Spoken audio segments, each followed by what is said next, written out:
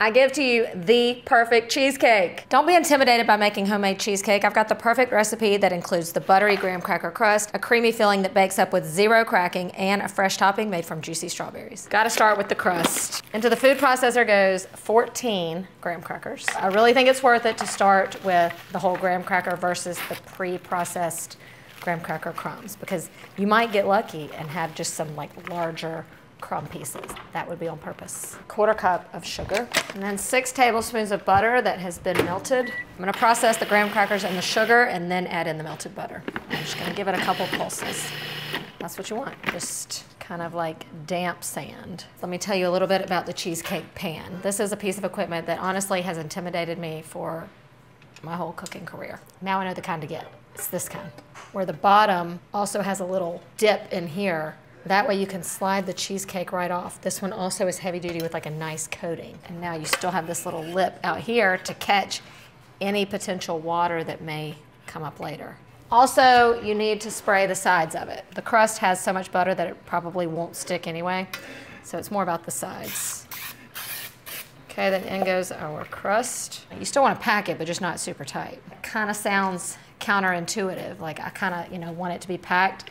But if you pack it too much before, it ends up being too hard. Sometimes a little measuring cup can help.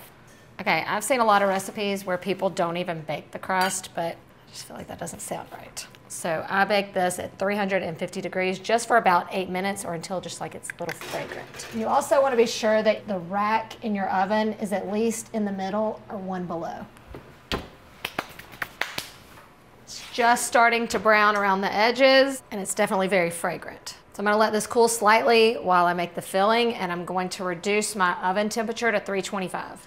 Filling time, very important information.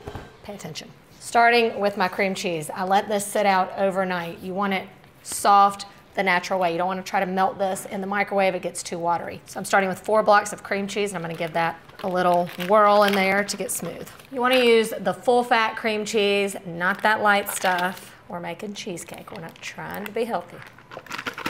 You know what helps? If you plug it in. Oh, also important, we want to whip this till it's smooth, but you don't want to overbeat it because you're not trying to incorporate extra air. That's what's going to make it like have pockets in the end instead of being just like smooth and creamy. I like to do it till I can get that cream cheese out of the center of the beater. Another thing you want to do is get some water on the stove to a boil. Yes, we're doing the water bath. I'll tell you why in just a minute. All right, after your cream cheese is smooth, then you're gonna go in with 1 1/4 cup of sugar. And then I'm gonna mix that until that's smooth.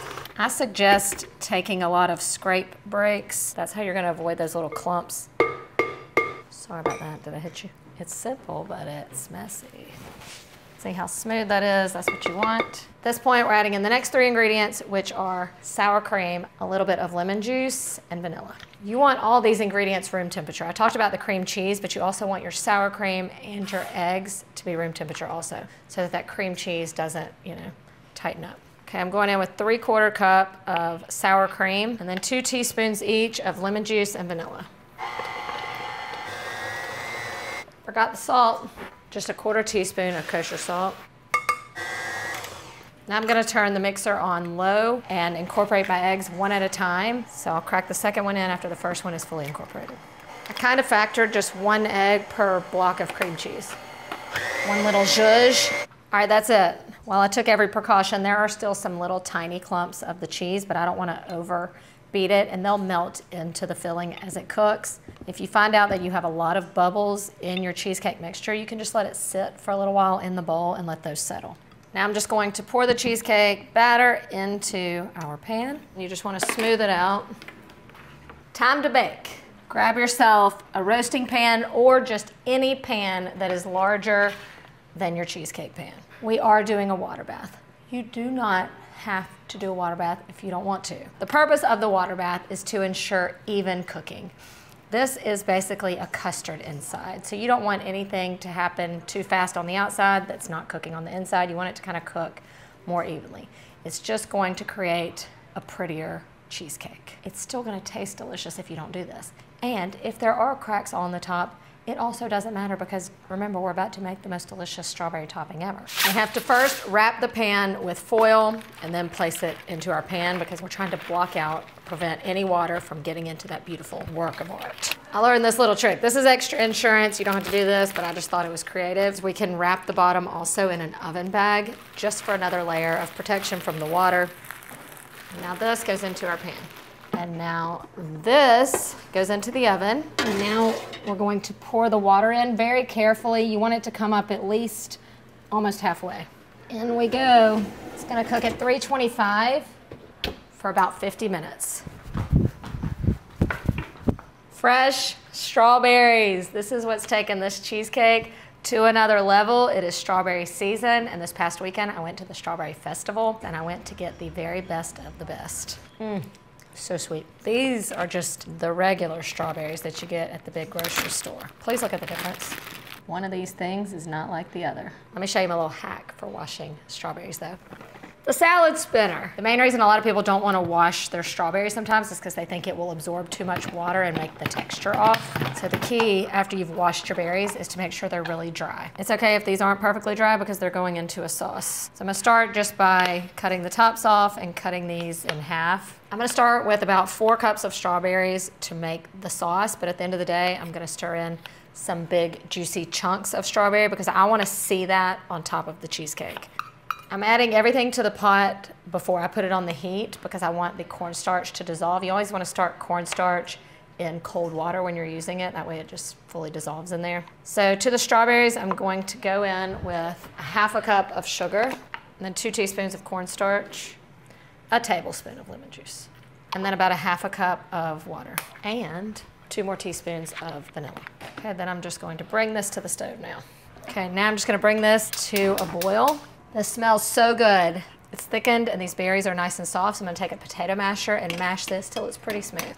I'm going to keep it simmering until it's as thick as you want it. So just about another 5 to 10 minutes. But our cheesecake is about ready. Now this is when you wanna pull your cheesecake, is when it's still just a little bit jiggly in the middle. No cracks so far.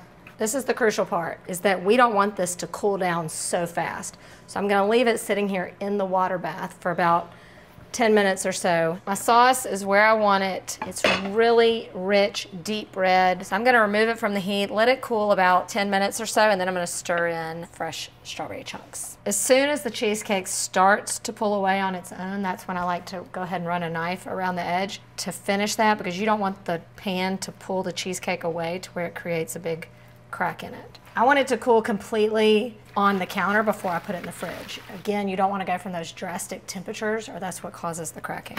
I am so proud of that. Look at the glossy shine on these strawberries. These are going to be so delicious. Like a burst. The moment of truth. Look at that. Yeah! I've just never done it like this before. Cheesecake Factory who? Now that it's cooled completely, now you want to let it chill. Best overnight. I'm not going to make you wait that long because I did make one overnight. Here's the one I made last night. Perfect and ready to be sliced. The inside is so creamy. It's just like perfect. I got to taste it on its own. This is why it's my favorite dessert of all time. But it's about the strawberries too. Let me serve it up the proper way. I like extra so I can have a lot of perfect bites on there. I just love it so much. Pretend I never took that other bite. This is the real perfect bite. Yes, yes, yes. I don't even know what to say, except that if I only have one day left to live, let this be my dessert. Totally worth it to do the water bath, and if you have the opportunity to get some fresh local strawberries, even if it's a couple dollars more, totally worth it. This is what you need to be bringing to every barbecue, cookout, get together, everything.